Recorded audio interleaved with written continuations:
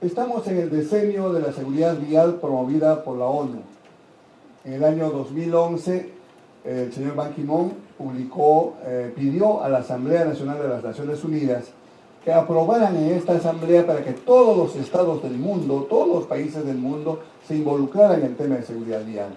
La muerte cotidiana en el mundo, como lo hemos escuchado temprano, es de 1.200.000 muertes. Naturalmente en nuestro país también esa tasa es sumamente elevada. En el sector, en nuestro país es donde hay más accidentes de tránsito, aproximadamente estamos llegando a 4.000 muertes por año. Y considerando el número de vehículos y habitantes que tenemos, evidentemente es abismal.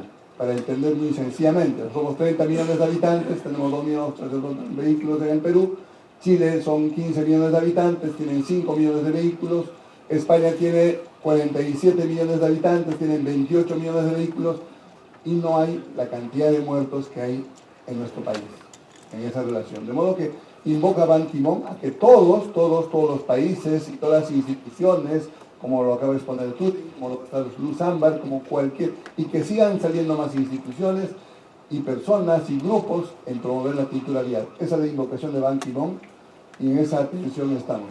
En nuestro país hay un Plan Nacional de Seguridad Vial que se elaboró en el año 2007 al 2010. Ese plan prácticamente no se llevó a la práctica. Se está elaborando en el Ministerio de Transportes un nuevo Plan Nacional de Seguridad Vial. Creo que ya está por aprobarse, ojalá que así sea. De modo que tendremos un plan nacional que también promueva en nuestro país y en nuestras autoridades la prevención de accidentes de tránsito. Ahora bien, sembramos semillas de cultura vial. La pregunta es, ¿estamos en un terreno fértil? ¿Realmente nuestro país está preparado para sembrar estas semillas? Creo que es bueno hacer una exposición rápida de lo que está pasando en nuestro país. ¿Cómo está el terreno en nuestro país para sembrar estas semillas de cultura vial?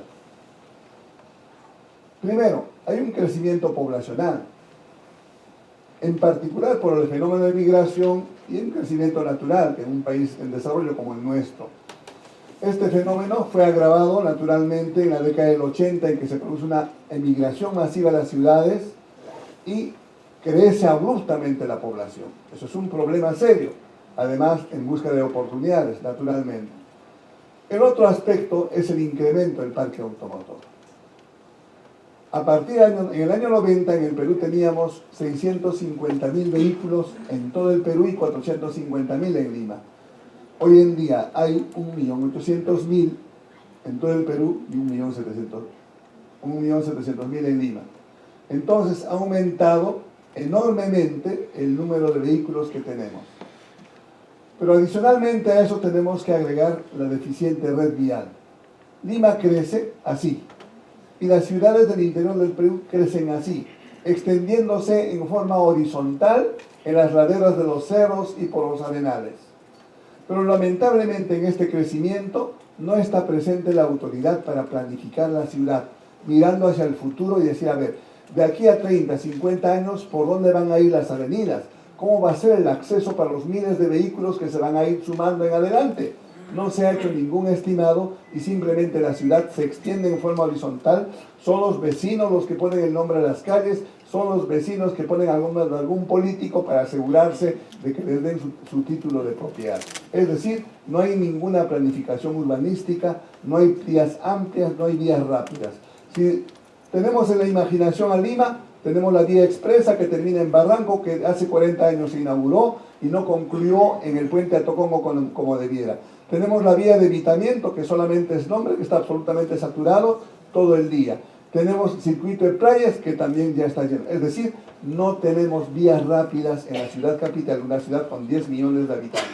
Y peor aún, sin señalizar ni semaforizar, porque apenas tenemos 1.500 intersecciones semaforizadas en la capital y sería necesario por lo menos 1.500 más.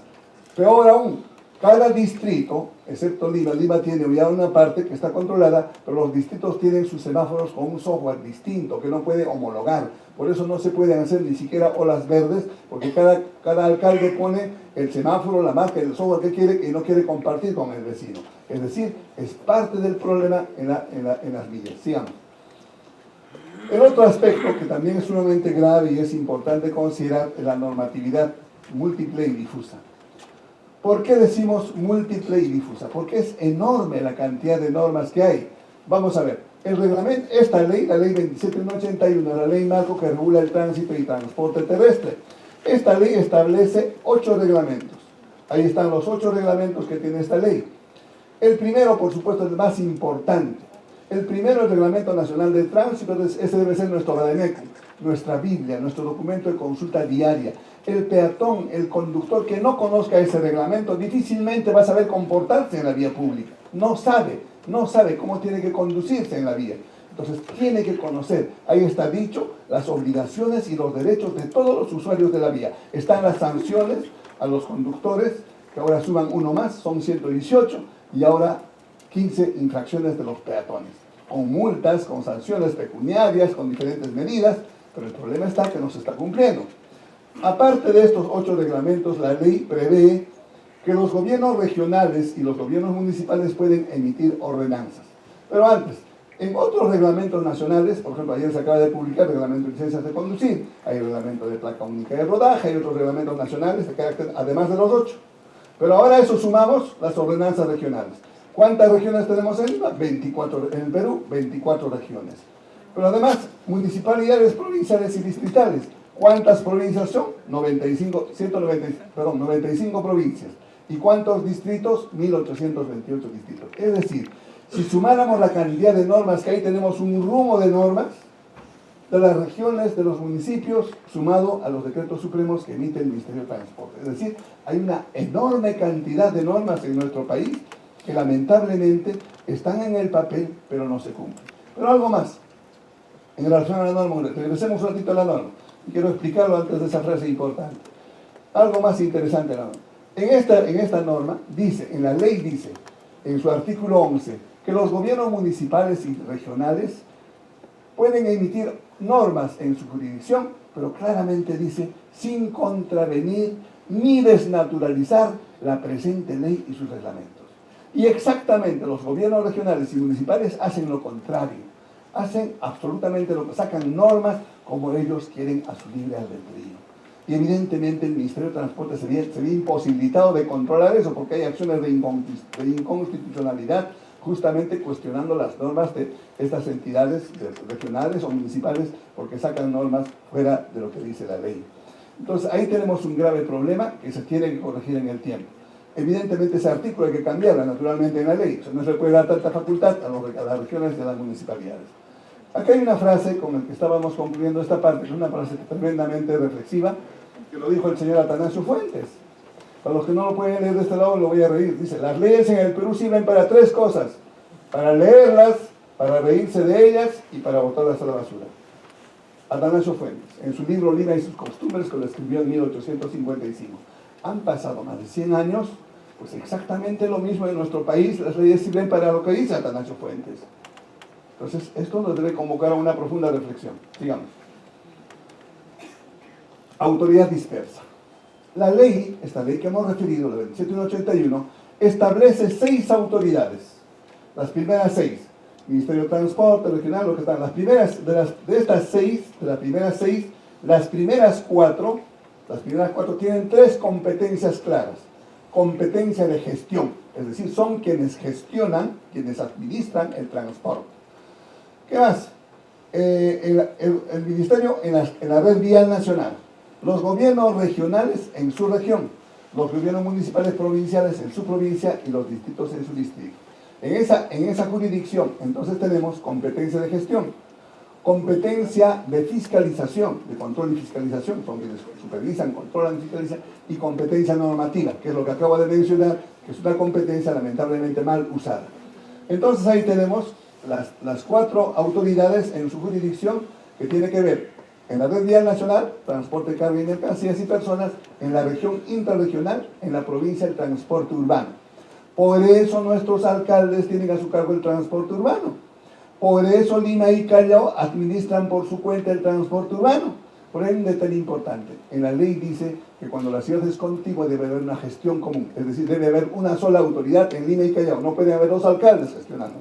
Estamos esperando del año 99 al presente que eso finalmente concluya. Hay estudios, nosotros hace algunos años hemos mandado sugerencias con otras organizaciones, pero esperemos finalmente que esto se resuelva, porque mientras no haya una sola autoridad en Lima, por lo menos en Lima, no va a haber solución naturalmente. El distrito también tiene que ver, un alcalde distrital quien autoriza los mototaxis, no tiene nada que ver ni el alcalde provincial, ni el ministro, ni nada.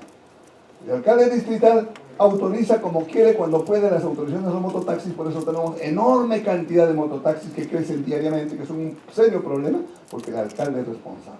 Una cosa práctica, nosotros fuimos invitados por Comas, por ejemplo, para hacer un estudio, pero finalmente no nos atrevimos a tocar el tema porque ellos tenían 12.000 mototaxis, de ellos apenas 4.000 tenían autorización de la municipalidad, los demás a su libre albedrío. Entonces, eso es un latente peligro, pero ¿quién es el responsable? El alcalde distrital. La Policía Nacional, voy a terminar una partecita, la Policía Nacional es la autoridad que fiscaliza el tránsito y el transporte, que ahora está limitado solamente al tránsito. Ellos denuncian mediante papeletas las infracciones al tránsito. Indecopi tiene mucho que ver aquí. Indecopi, recuerden, es el Instituto Nacional de Defensa del Consumidor y Propiedad Intelectual. Hoy en día, en algunos aspectos, se están atendiendo muy bien, nosotros hemos llegado varias quejas a ellos. Indecopi defiende al consumidor. Lo que no sabe el usuario, el pasajero, es que debe ir a Indecopi, no solamente la policía o el inspector, no, ellos van a poner una papeleta, un acta de control, pero Indecopi le da una multa seria. ¿A quién? A la empresa, por eso hay que denunciar a la empresa. Estas denuncias que salieron de los chicos de San Marcos, donde hicimos una coordinación con la prensa, en los programas, para denunciar cómo nos está respetando el medio pasaje. Se logró que Indecopi multara a estas empresas con multas sumamente elevadas por no respetar el medio pasaje. ¿Por qué? Porque la ley dice el 50%. Lo que han hecho los transportistas no ponen en su tarifario, sino el pasaje del adulto, el pasaje directo, y le ponen el 50% y le cobran a los universitarios que son 52 soles. Cuando debería ser en el tramo que están cobrando, o sea, debe estar diferido el pasaje. Entonces, eso hay que corregir, lo puede hacer Indecopi. Y cualquier queja por un mal servicio, hay que ir a Indecopi, la ciudadanía no conoce. La Sutran, que no está dentro de la ley, es ahora una nueva autoridad que supervisa y fiscaliza el transporte en la red vial nacional en la jurisdicción del MTC. La Autoridad Autónoma del Tren Eléctrico no está en la ley, pero existe. La Autoridad Autónoma del Tren Eléctrico es quien está a cargo de los trenes. Es otra autoridad que depende del Ministerio de Transportes. ¿Qué más? Ocitran es otra entidad que tiene que ver con la infraestructura vial. Pero aquí falta el Consejo Nacional de Seguridad Vial, que nos hemos olvidado, que también tiene que ver con el tránsito y transporte. Evidentemente, el Consejo es un organismo supra, que agrupa muchos ministerios, que desde ahí se puede hacer una maravillosa gestión. Ya tiene como 20 años el Consejo de Seguridad Vial y hay que reforzar, hay que mejorar, hay que dar impulso a esa institución para que esta multiplicidad de autoridades que tenemos finalmente se sienten en una mesa y traten de resolver los problemas que nos aquejan. Ahora sí avanzamos. Entonces, no hay una falta de coordinación, hay inequidad en las sanciones, hay inestabilidad en la gestión. Le decía a mi amigo Manuel hace un rato, ojalá te quedas en ese puesto, por Dios. Porque ¿qué es lo que pasa? Cada 4 años en los municipios, cada 5 años en el gobierno central se renueva. De repente han hecho una excelente gestión durante 4 años o 5 años.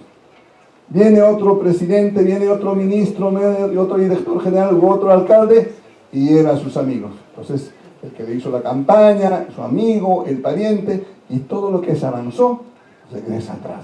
Ese es el problema, no hay estabilidad en la gestión. Sigamos. Pérdida de confianza. Esto es un tema muy grave. Cuando la comunidad pierde confianza en sus autoridades, entonces viene ese desequilibrio, ese deterioro en la moral de la ciudadanía. Entonces, la crisis económica se resuelve, la está resolviendo Europa, lo ha hecho Estados Unidos, nosotros a partir del 90 tomaron medidas económicas y nuestro país ahora está escollante, está creciendo, pero la crisis moral no se resuelve en 10 años, en 15 años. Tiene que haber un cambio generacional. Entonces, cuando la crisis moral, cuando la corrupción cunde en un país, es sumamente grave. Y lamentablemente nuestro país está atravesando por esa crisis más severa probablemente de todos sus tiempos. Se daba probablemente en otras épocas, pero nosotros ahora estamos viviendo en carne propia, día a día, cómo se da la corrupción en una forma transversal y corresponde a cada uno de nosotros hacer lo que dice ahí, reimplantar valores. No va a venir ni el Estado ni la divina providencia a solucionar el problema. El problema social, el problema de conducta, el problema de inmoralidad, el problema de corrupción lo vamos a solucionar nosotros, haciendo lo que está dicho ahí, reimplantar valores. Tenemos que decir, a ver, ¿qué es lo bueno, cuál es lo malo? Enseñar a las personas que están a nuestro alrededor, a los niños en particular, a los jóvenes en particular, con nuestro ejemplo y decirles qué virtudes hay que cultivar, qué es lo que hay que rechazar. Pongo un ejemplo muy patético, siempre cuando un niño va donde su padre y dice, papá, me encontré un lapicero, mira en mi colegio. Ah, qué suerte, hijito, guárdalo en tu mochila. No. Tiene que decirle, vamos al colegio, vamos a ir con la señorita y vamos a preguntar de quién es este lapicero, porque es de uno de tus compañeros. Y hay que devolverle ese lapicero a tu compañero. Entonces, esa es la forma de reimplantar valores, enseñarles a nuestros hijos claramente a respetar. Bueno, pues aquí hay otra frase tremendamente dura, que está en el libro de Manuel González Prada, que tanto hemos leído a Manuel González Prada, una frase muy dura, igualmente lo voy a leer, pero que no pueden leer otro lado. Dice esta frase González Prada: los adultos de esta generación, se está refiriendo a la generación en que él vivió, ¿no? Vivió muy bien en 1918, este libro fue escrito en 1895. Los adultos de esta generación han comido hasta saciarse y bebido hasta embriagarse, y están dejando a la generación futura sus heces. Dios mío.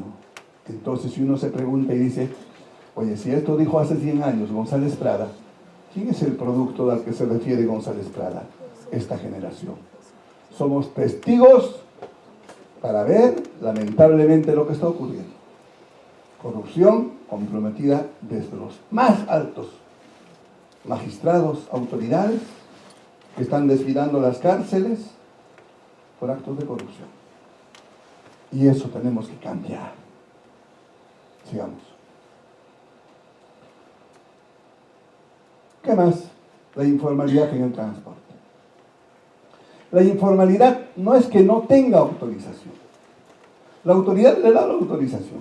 La informalidad proviene cuando la empresa que tiene a su cargo un servicio no lo ejerce como es debido. Se aprovecha de la confianza que le da la autoridad y lo hace mal. Y siempre lo hace a su provecho. Ese es el problema. Si analizáramos cada uno de estos aspectos, también sigamos con el interprovincial, con el de pasajeros. No, perdón, el otro, el primero. Este de acá. El transporte interprovincial. Esto ha mejorado notablemente en los últimos años. Tienen buses de 2 pisos, buses modernos, pero aquí tienen control GPS, tienen copiloto, pero seguro que sí. Nuestros inspectores de la Sutran fueran un poco más allá de Pucusana, ese chofer, el copiloto, se está regresando en otro carro para salir con otro bus. O el dueño del carro le dice, ¿sabes qué? Te doy 4 asientos para que cobres sus pasajes, sueldo. Hay un 30% todavía de este servicio que no está dentro de un servicio. El empresario no le importa sino ganar dinero y sacar la mayor ventaja posible. Ha mejorado, pero hay mucho que hacer aquí. El transporte, carga y mercancías. Ahora pueden tener ya control GPS, todavía no está en vigor, creo, ¿no, Manolito? Pero ya deben tener. Pero estos camiones, por ejemplo, no tienen tampoco mayor control. Estos camiones no tienen, por ejemplo, zonas de descanso en las carreteras. Y van, ¿cuántos ejemplos nos daría en el mundo? Aquí cerquita en Chile, los camioneros paran con la carretera, llegan a un lugar de parqueo, ahí descansan. Tienen grifo, tienen restaurante, tienen sauna, tienen todo para continuar su marcha. Aquí no tenemos. Los camiones duermen en la vía. Se cansa el chofer y se estaciona en la verma y genera accidentes de tránsito. El control de mercancías peligrosas, no las hay. Lamentablemente es insuficiente, el control es suficiente. El año pasado murieron 23 personas en el Serpentín de Pasamayo cuando un camión llevaba bidones de alcohol en cilindros de plástico, se cayó un bidón, chocó contra Z-Bus y murieron en un incendio 23 personas, llevando en bidones de plástico alcohol. O sea, es una locura. Entonces hay que controlar este servicio, hay que mejorar. Sigamos. Aquí está el problema más grave, el transporte urbano, que lo vemos a diario. ¿Qué pasa con el transporte urbano? El transporte urbano, cuando en el año 90 se cambia de los comités, cooperativas y pasan a ser sociedad anónima, estos empresarios de transporte urbano, de repente saca alguno, estoy seguro que me va a entender porque no digo sino la verdad, se convierten en empresas afiliadoras. ¿Qué significa eso? Ellos constituyen la empresa, primero se dividen entre ellos, y empieza el Santo Cristo de Pachacamilla, el Señor de los Milagros, y se cambian de color, cambian de nombre y se reparten Crean varias empresas. De una sola aparecen varias después, porque no se entienden, la ganancia no se reparten bien. Y luego se dan cuenta que es sencillísimo formar una empresa de transporte urbano. Van a una notaría, pagan 500 soles, 1000 soles de capital social, forman una empresa Los Vivos, sociedad anónima, y listo. Crean su empresa, ponen un avisito que dice se necesita unidades de ingreso libre. Entonces, ¿quién? Compran una combi, una Custer, van y se inscriben en la empresa, comprometiéndose a trabajar en la ruta y se obligan a pagar diariamente. Hoy en día, de 10 a 100 soles diarios, cada vehículo al dueño de la empresa. ¿Por qué? Por utilizar la ruta que la municipalidad le autoriza. Este sistema pernicioso, que yo hace como 10 años denuncié en una entrevista grande del comercio, por primera vez abrieron los ojos que esto no puede ser. Las empresas no son dueñas sino de su testimonio, no tienen ni una llanta, todo lo demás se pertenece a propietarios individuales. Entonces me pregunto, ¿ese gerente general de la empresa podría tener un control real sobre las unidades vehiculares, sobre los conductores? No, es imposible, porque el dueño del carro pone al chofer, el dueño del carro pone al cobrador. Hoy en día ya no es así, el chofer le alquila el dueño al carro y el chofer pone al cobrador. Ese conductor sale a ganar dinero, a comer en lugar, lo que en Colombia se llamaba la guerra por el centavo. Por eso vienen los correteros, porque no hay control del tiempo de viaje, no hay frecuencia del intervalo de los vehículos que debería de haber. No le interesa a la empresa. Y la municipalidad evidentemente no puede controlar porque el problema es severo. Hay 35.000 vehículos pululando en la ciudad capital, ¿cómo los va a controlar con 500, 200 o así sean 1000 inspectores? Es imposible. Entonces, este sistema tiene que cambiar. Sigamos. El taxi es algo parecido. 3 modalidades de taxi. Hay un taxi remis de estación y taxi independiente. El remis, más o menos, presta un buen servicio con una llamada telefónica, pero apenas son 5.000 vehículos. El taxi de estación, que es este, que tiene esta característica, tiene un logotipo de su empresa. Y lo que dice la norma, la ordenanza, es que deben pertenecer a una empresa, los taxis de estación. El taxi de estación se inscribe por intermedio de una empresa, la empresa le cobra al dueño del carro para acreditarlo ante la municipalidad. Pero nada más. Después se olvidó, le cobró la plata y nada más, porque ese taxi sale a trabajar, no sabemos quién lo maneja, no sabemos si tiene SOA, no sabemos con qué pasajero está, cuántas horas está manejando. Nada, ningún control. ¿De qué sirve haberlo inscrito por intermedio de la municipalidad? Por intermedio de una empresa. ¿Qué hace esa empresa? ¿En qué invirtió esa empresa para hacer un buen servicio? Nada. Por eso lo que tenemos en los taxis es un latente peligro, asaltos y todo lo demás, porque no hay ningún control. La tercera modalidad, que es independiente, perdón, el taxi amarillo, que está a cargo de la municipalidad. Pero es igual, hay una sugerencia de CETAME ahora, pero igualmente tampoco la municipalidad no se da abasto para controlar. En esta modalidad hay un promedio de 95.000 taxis, en el otro hay unos 40.000, en el amarillo estamos hablando, un promedio de 140 a 160 taxis autorizados por Lima y Callao, y un promedio de 40.000 taxis que no tienen ninguna autorización. Ahora apareció el famoso, ¿cómo? ¿Uber? ¿No? Ahora, esos taxis son particulares, ustedes saben, no tienen autorización de taxi. Es fácil, ¿verdad? Uno llama con el teléfono, en 5 minutos está el taxi en la puerta. Pero ese taxi no tiene ninguna garantía. Bueno, la empresa lo habrá escogido, pero de la municipalidad no tiene nada. Son vehículos particulares la gran mayoría. Entonces, estamos entrando a un círculo vicioso en el servicio de taxi, sumamente complejo, difícil. Hay que, definitivamente, que perfeccionar esto, no puede continuar. Y, solamente para comparar, déjenme nomás la imagen, por favor. Entiendo, vamos a ver, ¿con quién estuve alguien? En Nueva York son 60.000 taxis, y en Lima tenemos 200.000 taxis. Taxi barato, mal servicio. En Londres, solamente para terminar, en Londres escribí un artículo para gestión en una ocasión, me permitió investigar. En Londres hay que pagar una garantía, el taxista tiene que pagar una garantía de Estado de 60.000 euros y tiene que responder de una base de datos de 20.000 preguntas. Si no, no le dan la autorización de taxi. Ayer tomé un taxi y le dije, señor, lléveme a tal lugar. Pero no conozco, pero preguntamos en el lugar. No, yo le dejo en la esquina. Oiga, le estoy pidiendo que me lleve a un determinado lugar. No, usted se queda así, entonces bájese. Me bajó del taxi y me bajé, por supuesto, con neto, cuando el señor iba a terminar peleando. Ese es nuestro servicio. Y finalmente, el vehículo menor, que ya les he explicado, es un problema latente. En el Perú hay un promedio de 1 millón de mototaxis, 600.000 están en Lima, y el servicio es absolutamente deficiente. Entonces, la informalidad no proviene propiamente del propio Estado que le da la autorización o no sabe controlar la autorización, sino está en el operador, en el empresario que cree que haciendo un servicio deficiente va a ganar más plata. El patético ejemplo es de Hierbateros. Si ustedes van a Hierbateros hoy día, en junio, pues el pasaje debe estar 10 soles, 12 soles a Huancayo. En Navidad, en fiestas patrias, en elecciones, sube a 60, 80, 100 soles. Pues eso no está bien regulado, hay que regular. Tiene que haber el terminal de La Molina tiene que programar la salida de los vehículos para desaparecer el auto colectivo. Es decir, hay mucho que hacer para mejorar, evidentemente, en coordinación entre las autoridades Indecopi, la SUTRAN, la Dirección General de Tránsito, etc., ¿no?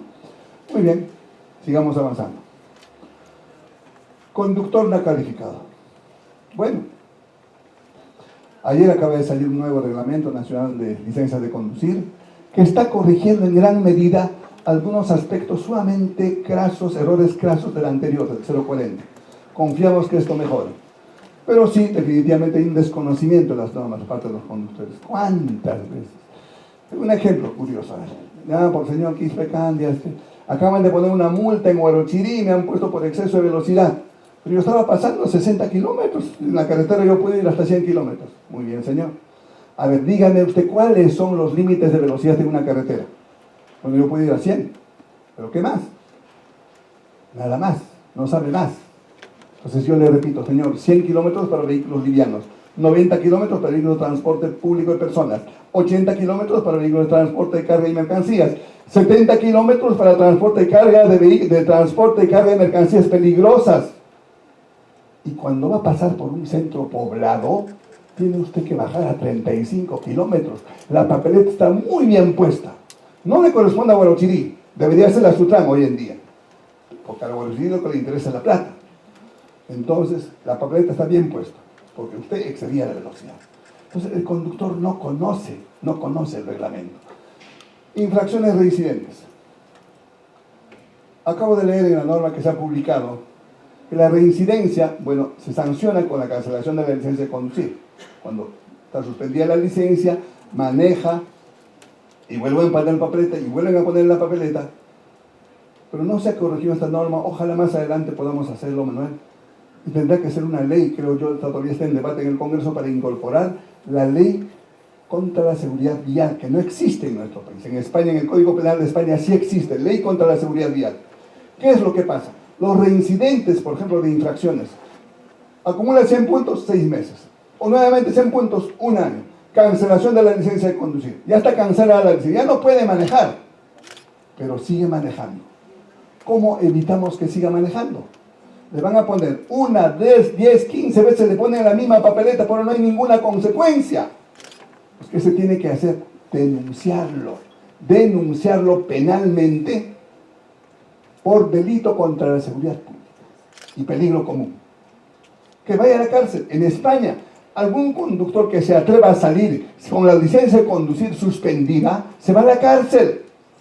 Se va a la cárcel. Acá no, sigue manejando y sigue acumulando papeletas y papeletas. Tiene que cambiar.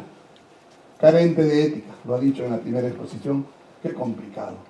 El reglamento dice, si supiera el reglamento, sabría el conductor en una intersección en que tiene derecho de paso, porque está en luz verde, y tiene derecho a girar a la derecha o a la izquierda, pero el peatón también está en el mismo sentido y tiene que cruzar también hacia el otro lado.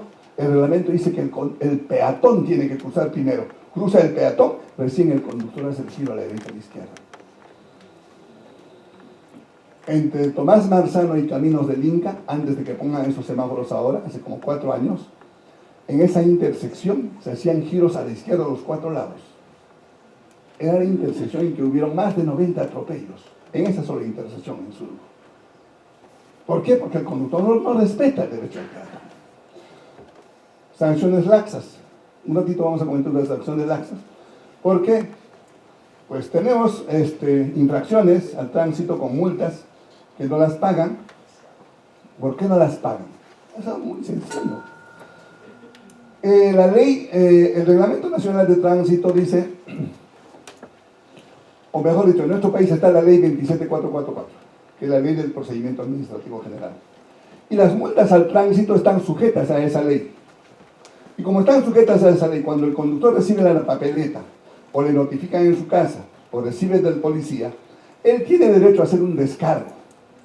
Dice la ley. Yo no cometí esta infracción, presenta un recurso en el SAT, sigue el procedimiento, se inició el procedimiento, tiene que una impugnación, una apelación, un silencio, finalmente no la tiene, se va a un contencioso administrativo, a un juez. Antes eran 2 años, pasaban 2 años y prescribió, se acabó la multa. ¿No? Ahora subió 4 años. Igual, esperarán en el juicio 4 años y terminará sin pagar la multa. Es decir, ¿de qué sirvió haber sancionado si no lo paga la multa? Hay que cambiar esto. Nosotros hemos planteado cambiar esta parte de la ley. Estamos preparando, ya no lo pudimos hacer para este congreso, pero vamos a preparar para otro congreso, para el próximo congreso, de que las sanciones a los conductores tiene que ser un proceso más sumario, rápido. Parece como dije, solamente la ley 27181. En Estados Unidos, las papeletas son una citación a la corte. Para que vaya a la corte, lo citan al conductor en el lapso, ipso facto, pague usted la multa. Y todavía tiene opción de poner, ¿quiere que el policía concurra a la corte? Si pone sí, tiene que estar el policía con el infractor para decirle por qué le puso la multa. Y si por supuesto le da la razón al policía, el señor tiene que pagar mucha más, una multa mucho más severa. En cambio, acá estamos con ese procedimiento largo. En nuestro país ya existen los juzgados especializados de tránsito, de seguridad vial. Esa ley lo impulsamos nosotros. Logramos que saliera esa ley, pero están solamente funcionando jueces penales y civiles. Falta que se incorporen los jueces administrativos de tránsito. Entonces sí, este procedimiento que les estoy diciendo, si lográramos en el futuro, vamos a hacer que las infracciones al tránsito lo vean estos jueces especializados. Ya no el SAT como juez y parte, ya no la municipalidad como juez, ¿no? Una entidad aparte, el Poder Judicial, que sea mucho más versátil, de tal forma que quienes cometen una infracción paguen realmente la multa que corresponde. Bueno, hemos visto ahí varios ejemplos. El último ejemplo, cómo se perdió la autoridad de la policía, este primer ejemplo, ¿no?, de la denuncia que se hizo por delito de fragancia. Muy bien, sigamos. Carencia de cultura vial. Claro, naturalmente la carencia de cultura vial es de lo que más adolecemos, y esa es la razón de esta reunión. Aquí hay un letrerito, no sé si ustedes lo leen, pero si yo lo leo, aquí hay un letrerito que dice, no cruce, cuide su vida, dice. Pero vean ustedes aquí este vivo ejemplo, pues pese semejante aviso que está delante de ellos, cruzan por una vía rápida. Sigamos. Conductores, pasajeros, peatones. Carecemos de cultura vial, carecemos de ese respeto que debemos tener cada uno en el uso de la vía. Diagnóstico. A ver, hemos dicho cada uno de estos ítems rápidamente, que nos podía demorar 1 hora cada tema, pero hemos querido repasar rápidamente para poder entender si el terreno está fértil o no para sembrar esta cultura vial que tanto deseamos. Entonces, estamos en un caos. Vivimos un caos. Y tenemos que enfrentar ese caos diariamente, y a nosotros nos corresponde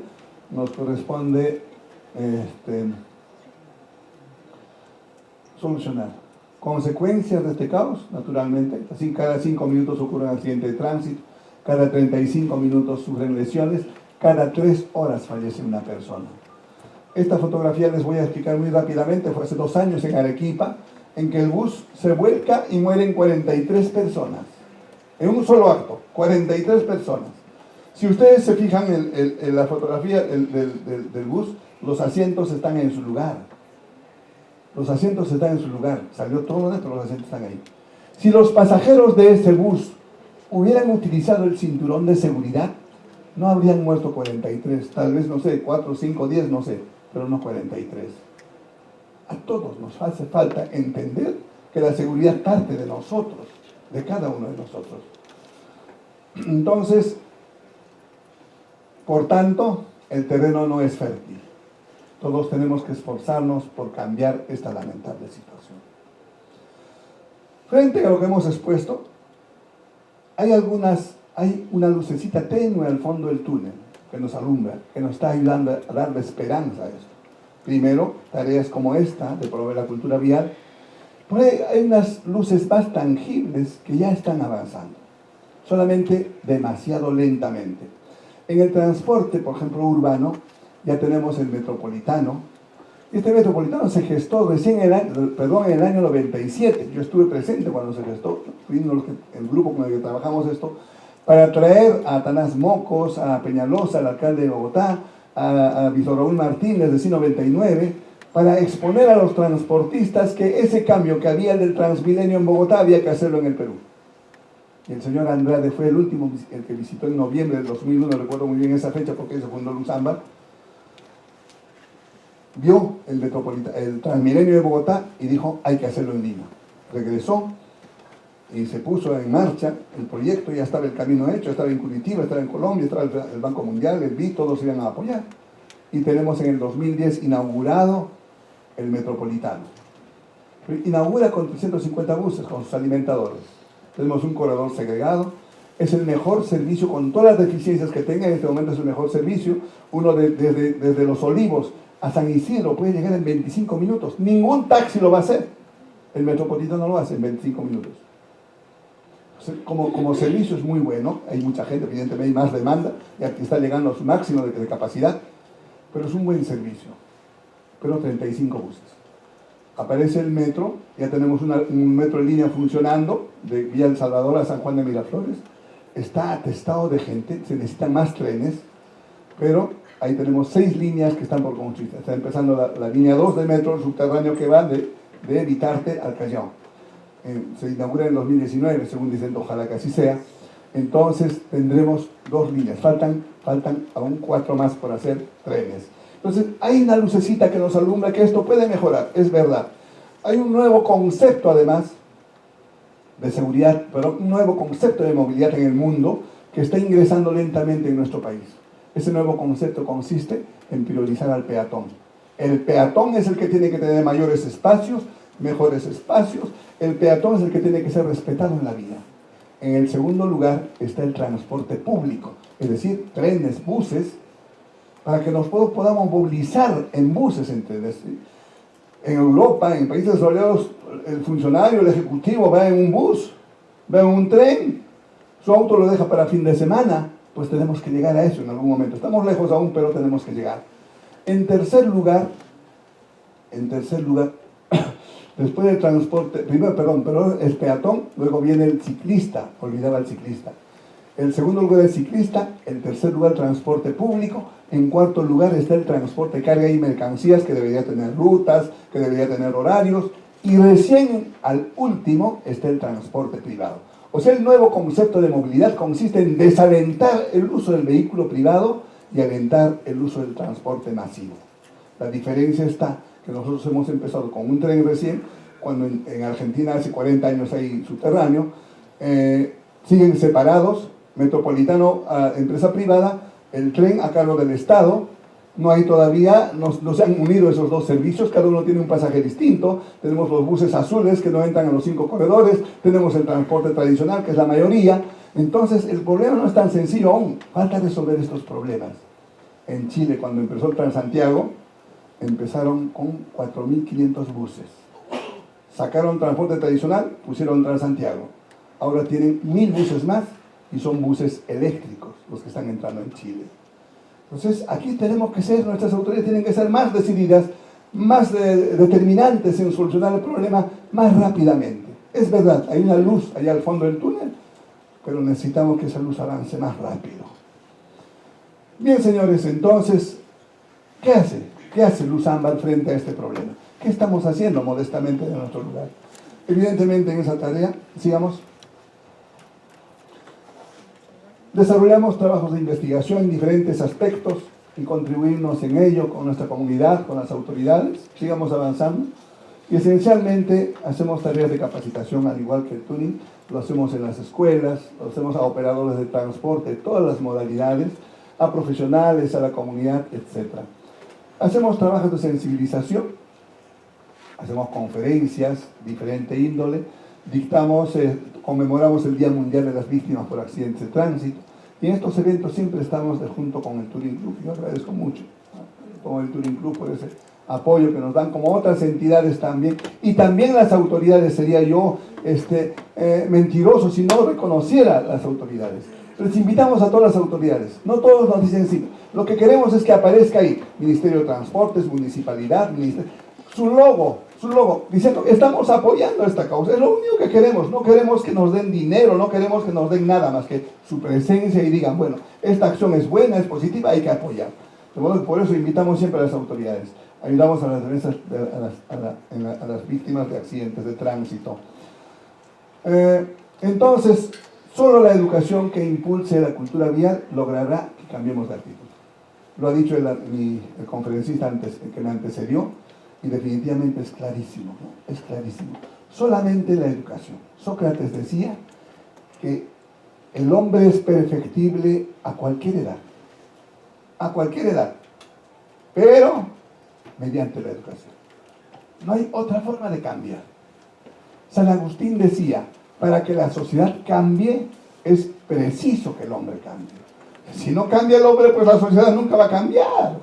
Por eso tenemos que apuntar a ello, a ese cambio de actitud en el individuo, en la persona. Él es el que tiene que cambiar. Y para concluir, estamos haciendo el 7º concurso de dibujo y pintura, Cuidemos la Vida. Este concurso, que empezó hace 7 años, es un concurso muy simpático, muy bonito, en el que participan todos los niños de todas las instituciones educativas.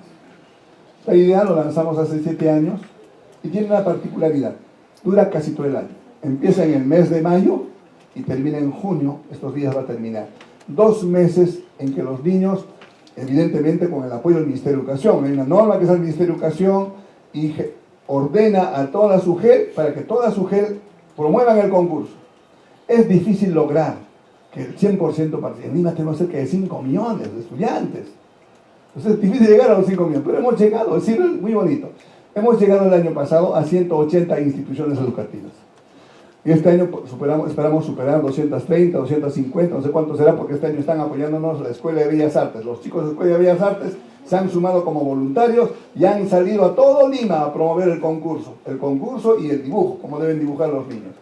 Entonces, si solamente consideráramos a 400 estudiantes por cada institución educativa, estamos hablando de un promedio de 80.000, más de 100.000 estudiantes que un año reciben esta cosa chiquitita, no importa, de decir, a ver, ¿qué cosa es seguridad vial? Porque el propósito de un concurso no solamente es que dibuje bonito, sino la idea en la directiva, así lo dicen las bases, en la institución educativa tienen que participar todos los niños, no el que sabe dibujar, sino todo. El profesor debe hablarles de seguridad vial y deben dibujar los niños, y esos dibujos van del colegio, de la institución educativa, van a la UGEL. En la UGEL está la segunda etapa, que viene al siguiente mes. Ahí escogen los mejores dibujos, de ahí salen 210 finalistas que van a estar el día 23 de julio en la Escuela de Bellas Artes, en los claustros de las Bellas Artes. Ahí están estas fotografías del año pasado, en que vuelven a dibujar su dibujo, y de ahí vamos a escoger a 18 ganadores. O sea, de tantos miles de chicos que han participado, solamente 18 serán premiados ese día, el día en septiembre. Eso va a ser en septiembre, porque la semana de educación vial en el calendario escolar es la primera semana de septiembre. Entonces aprovechamos esa coyuntura para entregar los premios. Ahí lo tenemos al señor alcalde, que el año pasado tuvo la generosidad de invitarnos al Palacio de los Espejos de la municipalidad para entregar los premios. Este es el representante del Ministerio de Educación para entregar. Bueno, está muy bien, ahí está la fotografía que ya dice todo. Muy bien, señores, cambiemos de actitud. Ese es el detalle, cambiemos de actitud. Seamos distintos al de ayer, al de anteayer, al de hace un rato. Cada día procuremos cambiar de actitud. Es lo único que podemos lograr para que nuestro país realmente se encuentre una solución real. Veamos esta fotografía que nos va a ayudar a entender mejor ese tema. Pasemos. Es una fotografía, no es la original, nosotros tenemos una foto, tomamos en la vía de evitamiento, es muy bonito, pero también esto explica lo mismo. Explica lo mismo. Lo que no pueden ver allá, en esta fotografía hay un puente peatonal que atraviesa una vía, y abajo está, por debajo del puente peatonal está cruzando un peatón, y por el puente peatonal está cruzando un perrito. Es la fotografía. ¿Qué dice? ¿Qué es cultura vial? Cultura vial es el uso racional y responsable de la vía y los medios de transporte. Uso racional. Quiere decir que nosotros como seres humanos tenemos que actuar con racionalidad, pensando, a ver, ¿dónde estoy? Estoy en la vereda. ¿Qué me dice el reglamento? Que debo cruzar por el crucero peatonal. ¿Dónde está el crucero? Para allá, ya estoy frente al ubicado. ¿Qué más me dice? Que debo enfrentar la luz verde. Pues recién tengo derecho a cruzar. Entonces la razón me dice que debo actuar de acorde a las señales que tengo en la vía. de acuerdo al peligro que puede ocurrir en la vía. Esa es utilizar la racionalidad. Por eso somos inteligentes, seres pensantes, con capacidad de discernimiento y decir, a ver, ¿qué debo hacer en la vía? Cuando estoy frente al timón, ¿cuál debe ser mi conducta? Eso es racionalidad del ser humano, inherente, solo y solamente y exclusivamente al ser humano. Los animales no tienen esa capacidad. Los animales actúan instintivamente. Pero este cuadro nos dice que el ser racional temerariamente cruza debajo del puente peatonal. Y el ser irracional, un perrito, por instinto de conservación, cruza por el puente peatonal. Esto es lo que tenemos que cambiar. Al revés. Exactamente al revés. Ser nosotros los racionales y utilizar la vía correctamente. La siguiente. Señores, cuidemos la vida. Es lo más preciado. Es el don más preciado del ser humano. Su vida. Es la razón de nuestra existencia este corto tiempo que nos ha tocado vivir en este valle de lágrimas. No sé, 50, 60, 70, 80. Para llegar más allá. Pues cuidemos la vida. Y para ello, la siguiente diapositiva, cambiemos la actitud. Muchas gracias.